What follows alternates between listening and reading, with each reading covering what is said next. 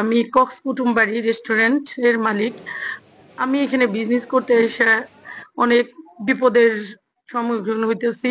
এখানে কালকে আমার এখানে একজন নূর আলম নামের এক ছেলে আসছে, আইসা সে আমার কাছে চাঁদা দাবি করছে যে আমি যদি চাঁদা না দিই আমি এখানে বিজনেস করতে পারবো না। পরে আমি ওনারে বেশি করিনি, আমি বলছি যে দেখেন আমি একটা মহিলা মানুষ, আমি এই বিজনেস চালাই, আমার হাজবেন্ড বাইরে থাকে, আপনি এক কাজ করেন, আপনি আমার হাজবেন্ডের সাথে কথা বলেন বলে আমি চলে গেছি। যাওয়ার পরে আজকে আবার সে করছে কি, আরিফ নামে এক ছেলে ভাড়া কইরা আমার এখানে পাঠাইছে। আমার রেস্টুরেন্টে পুরা ভরা গেস্ট ছিল, গেস্টের সামনে উনি হুন্ডা নিয়ে ঢুইকা সবার সাথে খারাপ আচরণ করছে, ভাঙচুর করছে, করার পর আবার চলে গেছে। যাওয়ার পর আবার এসে আমারে মারার জন্য গেট ধাক্কাইছে। আমাদের কাছের গেট ছিল সামনে একটা, ওইটা ধাক্কা দিছে, আমার মারতে চাইছে। আমার পোলাপান সব দাঁড়ানো ছিল, পরে আবার চলে গেছে। চলে যায় আবার সে একটা জিপ গাড়ি নিয়ে আসছে, আইসা আমার একেবারে রেস্টুরেন্টের ভিতরে গাছের ভিতরে লাগাই দিছে। এমনকি একটা টুরিস্ট ছিল তার উপর দিয়ে নিয়ে গেছে।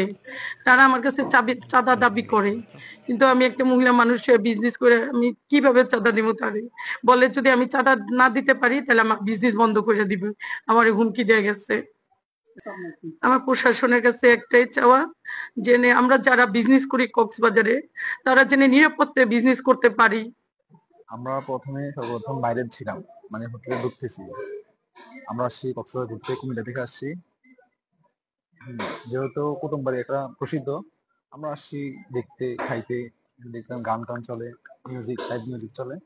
আমরা আসছি খাইতে, তারপর দেখলাম সামনে আসলাম আর ও আমাদের সামনে দিয়ে মানে এদিক দিয়ে কিন্তু শুধু পর্যটক যারা গেস্ট তারা ঢুকবে, ঢুকে খেয়ে বের হয়ে যাবে। কিন্তু এখানে তো ও ডিরেক্ট হুন্ডাটা ঢুকে দিতে দিক দিয়ে ঢুকে ও মানে মাতলামি শুরু করছে।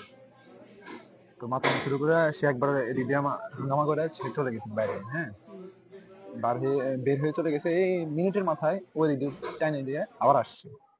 আসার পরে সেই একটা গ্লাস দেখলাম তার হাতে, তার পিছনে কিছু অস্ত্র ছিল, সুইচ গিয়ার বা কিছু অস্ত্রগুলো, মানে ওর সাথে যেহেতু ও সন্ত্রাস, ওর সাথে অনেক কিছু আছে। আসলে দেখলাম যে সেই গ্লাস গুলো ভাঙছে।